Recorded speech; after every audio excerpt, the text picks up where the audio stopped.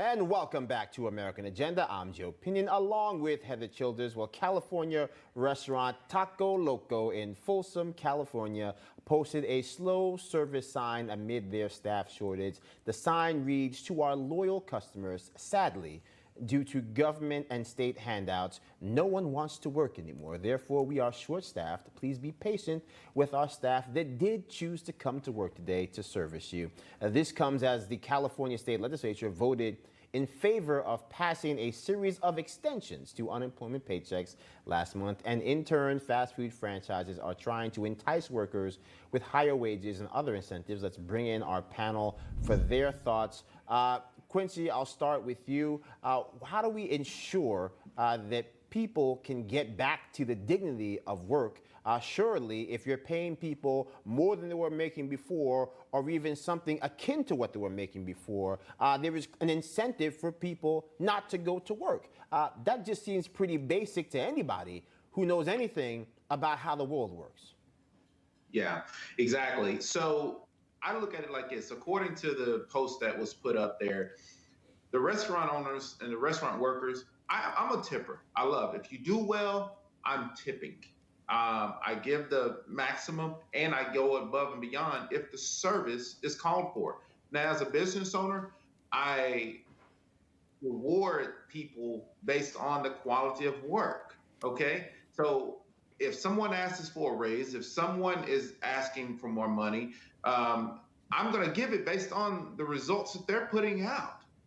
I can't give it just because you're listening to the news and you're seeing what's going on in other states and you're telling me, oh, well, I deserve or I have the right to demand more money out of this situation. These small business owners, and we're a merchant processing company here in Tennessee, and we represent companies like what you just put up. And these small restaurants, bar owners across this country, they all are dealing with the same issue, okay? And until we start to address the issues of people not wanting to return to work, all because the government is paying them more money.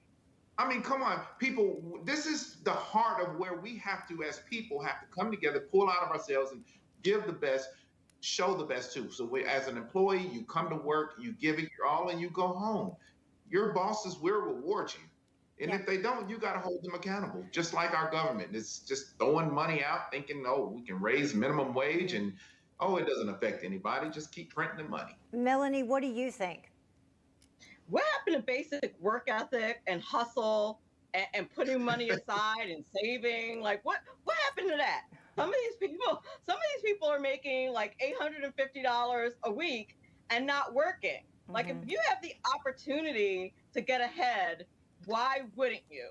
But people are not doing that. Like, as an educator, I'm off in the summer, but I've always worked in the summer because that's an opportunity to put some money away. That's an opportunity to invest. That's an opportunity to do other things. And I know very few educators that don't take that opportunity to do a little side hustle in the summertime. So I don't get the attitude of not working and not trying to do a little extra. But I think it's an overall attitude of a generation of kind of not wanting to work. And of course, the pandemic did not help, but I think it's an overall kind of socialist attitude that people have these days.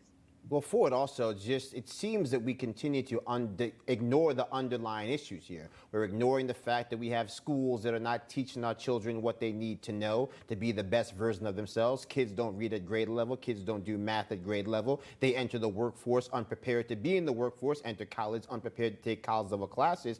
How do we ensure that, number one, we recommit to putting the people of America first, and then number two, making sure we explain to people you're entitled to opportunity, you're not entitled to American prosperity?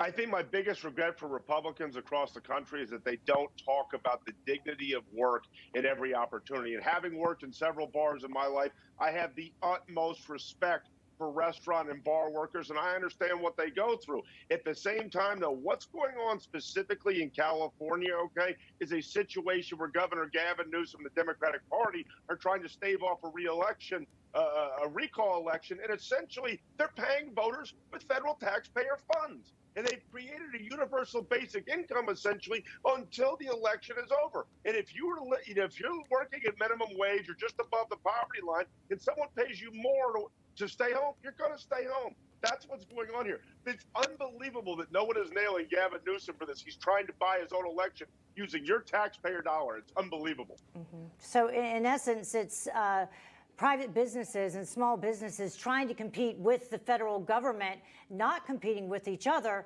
which is what we're supposed to be about here in a capitalist society, the United States. It's crazy. I mean, I don't even know what it's. I mean, Melanie, I'll give you the last word here because, I mean, this just seems crazy, right? If you've got to, bid against the highest bidder isn't the business next to you. It's literally Uncle Sam and Grandpa Joe doling out checks to make sure that they can prop up these outcomes for those flailing blue states. It certainly is. And if we want to look into our future, look at Cuba, look at Venezuela. This is what our government is trying to establish. It's right. really an introduction to that universal income. Right. That's what they're trying to do, trying to ease people into that mindset of a universal income. And we have to be careful and make sure that we get far, far away from that. All right, Ford O'Connell, Melanie Collette, and Quincy McKnight, we thank you all for joining us. Coming up, more on American Agenda on Newsmax TV right after this.